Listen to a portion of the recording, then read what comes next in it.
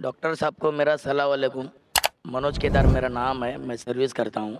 मेरे मुंतखबुद्दीन शेख करके मेरे दोस्त है, उन्होंने मेरे को लेके आए यहाँ पर।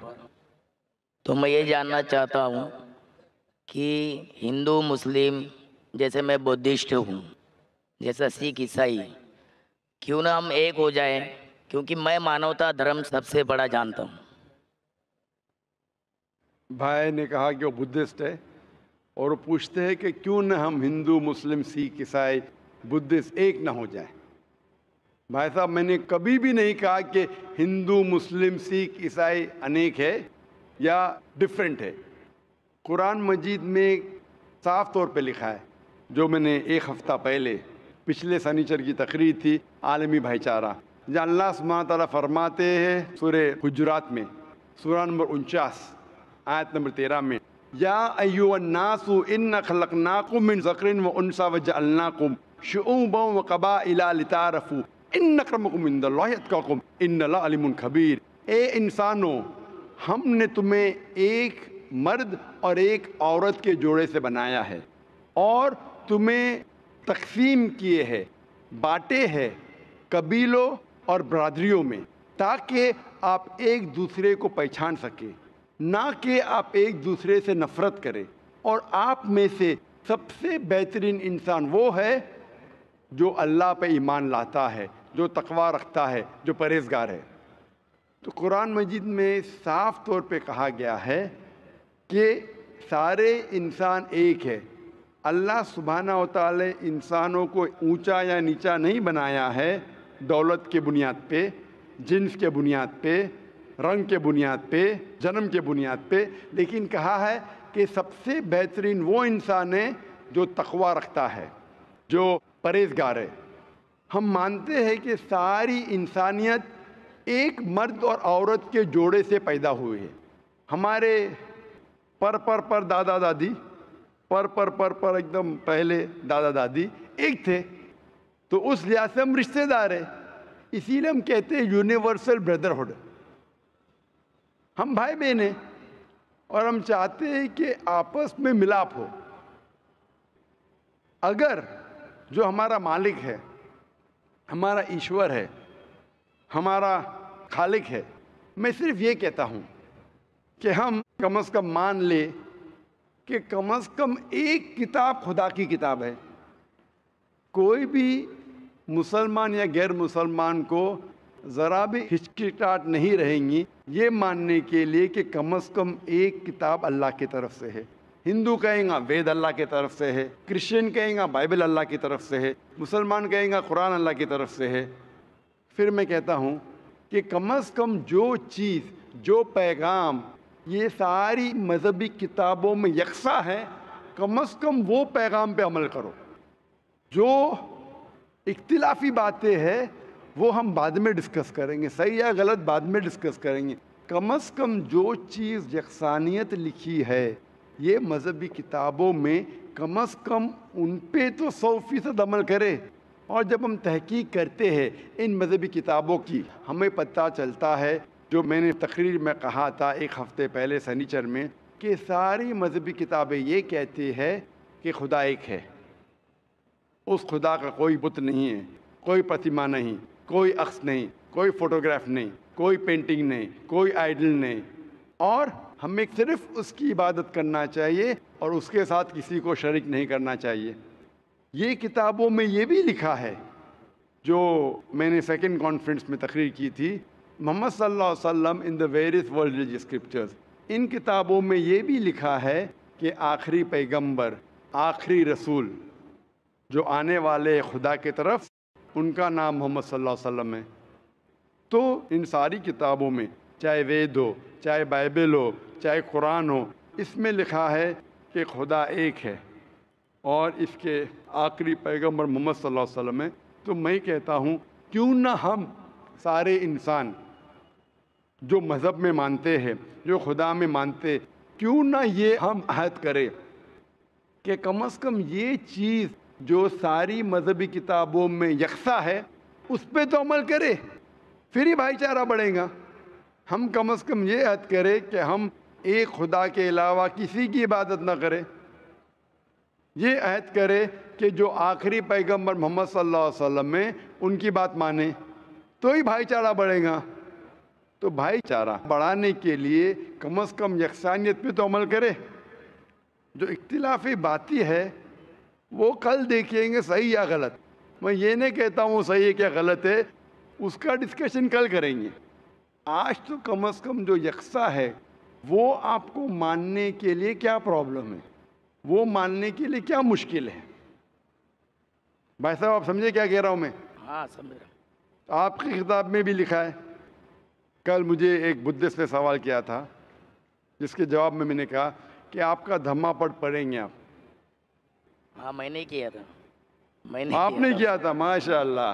तो मैंने कहा था कि आपके मज़हब में लिखा है कि एक मैत्री आने वाले जब बुद्धा से पूछता है, उसके डिसाइपल अनंदा बुद्धा से पूछते हैं, जो gospel of Buddha page number 217 और कई जगह धम्मापड़ में लिखा है कि बुद्धा ने कहा कि मैं ना पहला मैत्री हूँ ना आखिरी, मेरे बाद कई मैत्री आने वाले, और जो मैत्री आएगा जिस तरीके से मेरे सैकड़ों मानने वाले हैं उसके हज़ारों मानने वाले होंगे।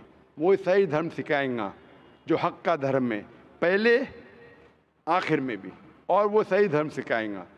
और जब आनंदा ने पूछा ये आदमी को कैसा पहचानेंगे, तो उसने कहा ये आदमी का नाम होगा मैत्री। मैत्री मतलब मसीह, जिस तरीके से कुरान में कहा गया है सूरह अंबिया में सूरह नंबर 21 आयत नंबर 107 में, वमा अरसलना का इल्ला रहमत लिल आलमीन, कि हमने तुम्हें नहीं भेजा लेकिन रहमत बना के सारे आलमीन के लिए, सारी दुनिया के लिए, सारी इंसानियत के लिए। तो मैं आपसे पूछना चाहता हूँ, आप क्या मोहम्मद सल्लल्लाहु अलैहि वसल्लम में मानते? किस चीज़ को? आप मानते क्या मोहम्मद सल्लल्लाहु अलैहि वसल्लम आखिरी पैगंबर है? मैंने तो कुछ पढ़ाई नहीं की है उसमें। मैं खाली तो 10वीं पढ़ा हूँ। आप जब आलमी भाईचारा के बारे में बात करते हैं और चाहते हैं कि सारे इंसान एक हो, आप बोलेंगे मैं नहीं पढ़ा, तो एकता कैसे होंगी? वो तो है, लेकिन मैं मेरे हिसाब से जो मेरे को जितना नॉलेज है बिल्कुल सही। तो मैं बोल सकता हूँ। जो मैंने अभी कोटेशन दिया हूँ ये आपकी मजहबी किताब से दिया हूँ, अच्छा अच्छा, कुरान से नहीं। कुरान में भी कई हवाले हैं, वेद में भी है, बाइबल में भी है। अपना मजहब का किताब 100% लोग तो नहीं पढ़ते ना। बिल्कुल सही। उसी में का मैं एक हूँ। यही मैं कहता हूँ, नहीं पढ़ते तो गलती आप कर रहे। हाँ गलती तो मेरी है आपकी गलती के वजह से आलमी भाईचारा कायम नहीं है, तो आप आलमी भाईचारे में रुकावट ला रहे हैं। सही बात है। गलती आपकी क्या मेरी? मेरी गलती। मैंने आपकी मजहबी किताब पढ़ चुका हूँ, सही बात है। हिंदू धर्म की, ईसाई धर्म की, भगवत गीता, वेद, धम्मापढ़।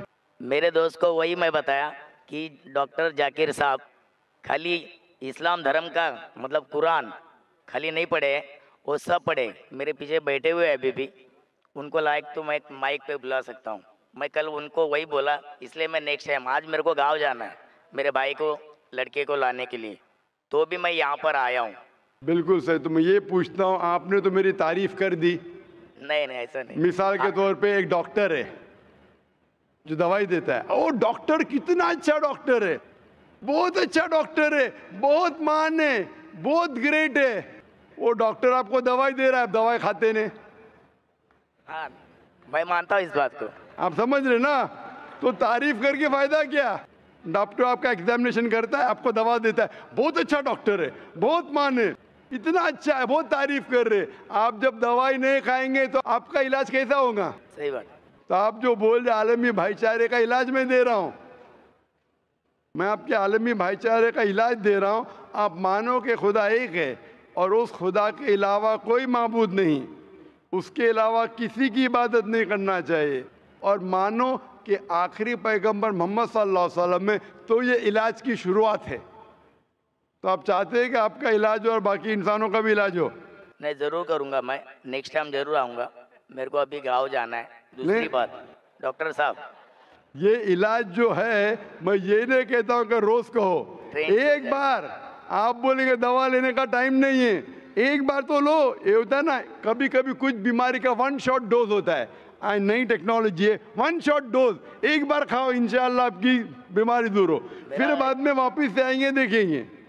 मेरा एक गलत फहमी और एक दूर कर दो। हाँ इंशाल्लाह, एक नहीं 2 दूर करूंगा। 18 साल पहले जी हाँ। जब वार हुआ था हिंदू मुस्लिम, जी हाँ। ये ऐसा ही क्यों है? हिंदू मुस्लिम ही वार क्यों होता है? बिल्कुल हिंदू सर। ईसाई या सिख मुस्लिम, ऐसा क्यों नहीं होता? अगर मैं आपके सवाल का जवाब दूंगा तो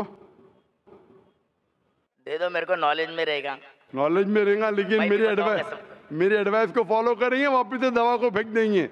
नहीं नहीं, फॉलो करूंगा, फॉलो करूंगा, लेकिन आज माशाल्लाह। नहीं, आज नहीं। सॉरी। ठीक कल है। आऊंगा, कल लास्ट दिन है ना तुम्हारा। सुबह कल शाम को आ आएंगे? जाऊंगा मैं, कल आएंगे आप? शाम को आ जाऊंगा। माशाल्लाह, आप चाहते हो और बड़े मजमे में कबूल करें? हाँ, हाँ, कबूल इंशाल्लाह। करूंगा, इसमें क्या है? अगर मेरे को माशाल्लाह। पसंद आया, मेरे नॉलेज में बैठ गया, तो मैं जरूर इंशाल्लाह। कबूल करूंगा। जबरदस्ती बिल्कुल मत कीजिए, जबरदस्ती कबूल करना हराम है। ना मैं चाहूंगा ना फोर्स करूंगा। अगर इत्मीनान ना तो ही करो, आज करो, कल करो, परसों करो। दुआ है कि इंशाअल्लाह मौत के पहले करो। मौत कभी आएंगी किसको पता नहीं। आपका सवाल था कि हिंदू मुस्लिम ही क्यों होता है, राइट? हिंदू क्रिश्चियन क्यों नहीं होता है? भाई मिसाल के बारे में, जैसे इंडिया पाकिस्तान मैच हो तो ही सब देखते हैं, इंडिया ऑस्ट्रेलिया को कोई नहीं देखता है। बराबर। ये फर्क है। और देखो, बिल्कुल सर। पब्लिक हंस भी रही है, बिल्कुल ये सर, जायज़ बिल्कुल। है, क्योंकि मैं देखा हूँ, क्योंकि मैं 36 उम्र है मेरी, मैं देख रहा हूँ। इंडिया पाकिस्तान का मैच रहेगा तो ही हिंदू मुस्लिम देखता है, माशाल्लाह। और अगर इंडिया ऑस्ट्रेलिया रहेगा तो ऑल देखते हैं, मुस्लिम कम देखते हैं। ये मैं आंखों देखी चीज है, और चाहे तो पूछ सकते हैं मजबे में। आप 36 साल से देख रहे, मैं 45 साल से देख रहा हूँ। मैच को नहीं देखता हूँ, मैच नहीं देखता हूँ, लोगों को देख रहा हूँ। और आप बिल्कुल सही कहते कि हिंदू मुस्लिम क्यों लड़ाई। आप अगर मेरी तकरीर देखेंगे जिसका मौजू था is terrorism a Muslim monopoly, क्या दहशतगर्दी मुसलमान की विरासत है? इसमें मैं ये साबित किया हूँ कि जो लोग इल्ज़ाम लगाते कि मुसलमान दहशतगर्द, बिल्कुल गलत है। चंद लोगों ने शायद गलत काम किया होगा। ये साबित किया है कि आप 100-200 साल पहले देखेंगे, सैकड़ों साल पहले मुसलमान तो हार्डली कोई दहशतगर्द हमला कर चुके हैं, सब गैर मुसलमान। लेकिन मैंने इस तकरीर में कहा हूँ कि दहशतगर्दी जो है ये मोनोपोली है मेरे हिसाब से पॉलिटिशियन की। ये दहशतगर्दी विरासत है पॉलिटिशियन की। क्यों? क्योंकि पॉलिटिशियन चाहते वोट बैंक, वोट बैंक चाहते। अगर मुझे वोट चाहिए तो क्या करूं मैं? एक ऐसा माहौल पैदा करूं कि वोट डिवाइड हो। आप जानते हैं कितने राइट्स हुए बॉम्बे में, गुजरात में, बाबरी मस्जिद की। मेरे हिसाब से ये राइट्स की ज़रूरत ही नहीं। मेरे हिसाब से मुसलमान आम तौर पे इस देश में मुसलमान और हिंदू अल्हम्दुलिल्लाह सुम्मा अल्हम्दुलिल्लाह अमन के साथ रह सकते, रहते थे, रह सकते हैं। लेकिन ये पॉलिटिशियन लोग वो चाहते वोट बैंक, और वोट बैंक के लिए वो किसी को भी बेच सकते, अपने धर्म को भी, अपने खुदा को भी। ये बात सही है। कोई भी पॉलिटिशियन हो, कोई भी मजहब का हो, सबको बेच सकते। थोड़ा सैक्रिफाइस करेंगे 5%, सीट जा रही है, सबको बेचेंगे, सबको। और आप देखते इस देश हिंदुस्तान में सबसे ज्यादा मजहब की बुनियाद पे अगर दंगा फसाद होता है वो हिंदुस्तान है। क्यों? क्योंकि हमें 60 साल पहले ब्रिटिश अंग्रेज हम पे हुकूमत करते थे। किस तरीके से? उनकी एक पॉलिसी थी divide and rule. Divide and rule. अंग्रेज तो चले गए, अपनी पॉलिसी छोड़ गए पीछे। तो हमारे हिंदुस्तान के पॉलिटिशियन भी वही पॉलिसी को इख्तियार कर रहे, डिवाइड एंड रूल। डिवाइड करो, वोट बैंक हासिल करो और रूल करो। अरे बाबरी मस्जिद इशू ही नहीं था। क्या इशू है? इशू था ही नहीं, पॉलिटिशियनों ने इशू बनाया। कोई जानता ही नहीं था बाबरी मस्जिद के बारे में, पहले चंद लोग जानते, इशू बनाया वोट बैंक को। और इसका मैंने डिटेल में किया तकरीर। ये पॉलिटिशियन लोग भड़काते आम पब्लिक को। आम पब्लिक अमन चाहती है, वो चाहती, उसको क्या मिलेगा दंगा फसाद करके। लेकिन इन लोगों को भड़काते हैं पॉलिटिशियन लोग। पुलिस चाहे तो इसे रोक सकती है, वो भी सोचती है कि अगर मैं रोकूंगा पॉलिटिशियन मुझे ट्रांसफर कर लेगा, वो भी नहीं रोकती। हम अगर इनके भड़कावे में नहीं आएंगे, इंशाअल्लाह इंशाअल्लाह हिंदू मुस्लिम दंगा फसाद होएगा ही नहीं। आप मुझे बोलो, इतने बड़े मजमे में लाख से ज्यादा लोग हैं, क्या आपको डर लग रहा है? नहीं डर। क्या डर है? कौन आपको मारेगा? कुछ नहीं, बिल्कुल नहीं। माशाअल्लाह इतने लोग। अगर आप कुरान के खिलाफ भी कहेंगे, मेरे खिलाफ भी कहेंगे, एक भी इंसान आप पे उंगली नहीं उठाएगा। ना हम उठाने देंगे, ना कौन उठाएगा। ना उठाएंगे, ना उठाने देंगे। ये हमारा मजहब है। आम तौर पे आप देखेंगे धार्मिक लेक्चर्स जब होते, थोड़ी क्वेश्चन आंसर होता है। मैं कई लेक्चर में गया, हिंदू धर्म गुरु के, क्रिश्चियन धर्म गुरु के, सवाल पूछने का मौका ही नहीं देते। सवाल होगा तो चिट में। अरे क्यों भाई? अगर आपने तकरीर की तो मुझे हक है आपकी बात से सहमत होने का या आपकी बात से ना मानने का। उन्हें डर है पब्लिक में सवाल होगा तो पोल खुल जाएगा। मुझे भी पता है सवाल जवाब होगा तो मेरा पोल खुलेगा। मेरा पोल एकदम साफ है, इन्ना दीना इंदल्लाह इस्लाम। हमारा पोल साफ है। क्या सिर्फ ये मजहब? अल्लाह ताला फरमाते सूरह इमरान सूरह 3 आयत नंबर 19, इन्ना दीना इंदल्लाह इस्लाम। सिर्फ मजहब जो अल्लाह ताला मानेगा वो है खुदा के ख्वाहिश के मुताबिक आप चलो। और जितने आप सवाल पूछेंगे उतना आपको यकीन होगा ये दीनुल हक है। और हमारे IRF में भी, हमारे इतने मजमे में, मैं तकरीबन 15 साल से ज़्यादा मैं तकरीर कर रहा हूँ। हिंदुस्तान में, गल्फ़ कंट्रीज़ में, अमेरिका में, कनाडा में, UK में, सिंगापुर में, मलेशिया में, माशाअल्लाह हज़ारों की तादाद में, लाखों की तादाद में। कभी भी एक बार भी किसी ने, किसी मुस्लिम ने एक भी गैर मुस्लिम का कॉलर भी नहीं पकड़ा। कई गैर मुसलमान ने मुझे गाली दी, कुरान के खिलाफ कहा।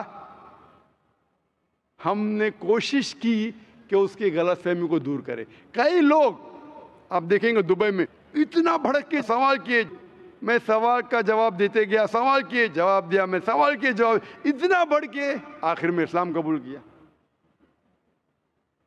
दुबई शहर में, हालांकि मुसलमान मुल्क है, कभी भी बड़े मजमे में 30,000 का मजमा था। वो दुबई UAE का सबसे बड़ा मजमा था, सबसे बड़ा मजमा था। कभी भी पब्लिक में किसने शादा नहीं दिया।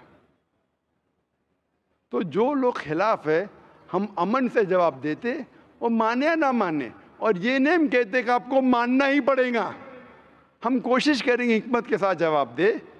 तो ये जो दंगे फसाद हो रहे पॉलिटिशियन की वजह से, हम अगर अहद ले कि पॉलिटिशियन जो भड़काते हैं उनके भड़कावे में ना आए, इंशाअल्लाह अमन रहेगा।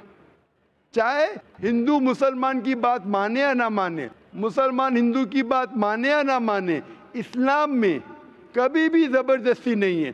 कुरान में साफ तौर पे लिखा है सूरह अनाम में सूरह नंबर 6 आयत नंबर 108 में कि आप उन लोगों को गाली मत दो जो अल्लाह के अलावा दूसरों की इबादत करते हैं, नहीं तो जहालत में वो लोग अल्लाह को गाली देंगे। हमें दूसरे मज़हब के जो माबूद है उन्हें गाली देने का हक ही नहीं है, हम सिर्फ समझा सकते हैं। तो मेरे हिसाब से ये टेररिज्म, ये दंगा फसाद की अक्सर मतलब 99% मेरे मुताबिक है पॉलिटिशियंस, चाहे अमेरिका में हो, चाहे UK में हो, चाहे इंडिया में हो। अगर हम इनके बहकावे में नहीं आएंगे, ऐसे पॉलिटिशियन पैदा होंगे, आप ऐसा एक माहौल पैदा करो, हक पे तो हम वोट देंगे, नहीं तो नहीं देंगे। इंशाअल्लाह अमन रहेगा और शांति रहेंगी और हम एक दूसरे के साथ अच्छा बर्ताव कर सकते हैं। Hope the answer the question. शुक्रिया। और मुझे उम्मीद है कि आप कल आएंगे। हाँ जी, हाँ, कल आप ज़रूर आना। रात में 8 बजे आऊँगा इंशाअल्लाह, इंतज़ार करेंगे। ओके, शुक्रिया। माइक नंबर 5 भाइयों के शोबे में। मेरा नाम आनंद मिश्रा है। मैं यहाँ पे आपके प्रीवियस स्पीचेस को लेके आया हूँ, जहाँ पे आपने भविष्य पुराण को रेफरेंस मान के मोहम्मद और कल्कि अवतार को सेम माना। एंड अब आप क्या विष्णु के बाकी अवतारों को छोड़ के केवल इसी कंटेस्ट को, इस्लाम को प्रूव करने के लिए रखेंगे? आप बस इतने का आंसर दीजिए।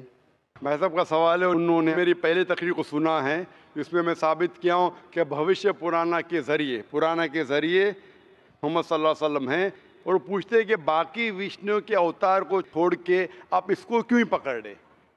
पहले मैं ये तब्दीली चाहूँगा आपके सवाल में, क्या मैंने सिर्फ भविष्य पुराना के ज़रिए नहीं साबित किया, मैंने यजुर्वेद के ज़रिए भी साबित किया हूँ और वेद के ज़रिए भी साबित किया हूँ, पुराना के हवाले से भी साबित किया, भविष्य पुराना यजुर्वेद के हिसाब से भी साबित किया, ऋग्वेद के हिसाब से भी, सामवेद के हिसाब से भी, और कल्कि पुराना के हिसाब से भी। लेकिन क्यों? जिस तरीके से कुरान मजीद में कई पैगंबरों के नाम हैं, हम उन पे ईमान लाते, लेकिन आखिरी पैगंबर को मानते हैं, मोहम्मद सल्लल्लाहु अलैहि वसल्लम। अभी मैं पूछूंगा, कई मॉडल आ गए। एक सपोज कोई भी चीज़ गाड़ी है या कोई डीवीडी प्लेयर है, मॉडल 1, मॉडल 2, मॉडल 3, आप लेटेस्ट मॉडल चाहेंगे क्या? जो मॉडल 20 साल पहले था वो चाहेंगे? तो हम अपने परदादा को छोड़ देंगे, लेटेस्ट में अपने आप को मानना क्या सही हमारे होगा? परदादा समझते थे कि दुनिया चपटी है, आप समझते? नहीं। हमारे परदादा समझते थे कि चांद की रोशनी खुद की, मानते उसमें? आप मानते हैं कि नहीं? लेकिन जो इंफॉर्मेशन मैं आपसे पूछता हूं, क्या परदादा मानते थे कि चांद की रोशनी खुद की है? परदादा मानते थे दुनिया चपटी है, गोल नहीं। आप मानते? आज बिल्कुल सही, आप बिल्कुल सही हैं। आप मानते? हाँ क्या नहीं? जवाब हाँ, चाहता मैं हूं। मानता हूँ। तो क्यों आपके परदादा को छोड़ देते? आप क्यों परदादा की बदतमीजी कर रहे? क्यों? इसे बदतमीजी नहीं कहते, इसे ये कहते कि अपने इल्म के हिसाब से हम मानते हैं। उस वक्त जो परदादा को इल्म था उस हिसाब से सही थे। आप जब तरक्की कर रहा है, साइंस इल्म तरक्की कर रहा है, जो लेटेस्ट है वो चाहिए। मैं आपको गाड़ी बेचूंगा, मारुति गाड़ी 20 साल पहले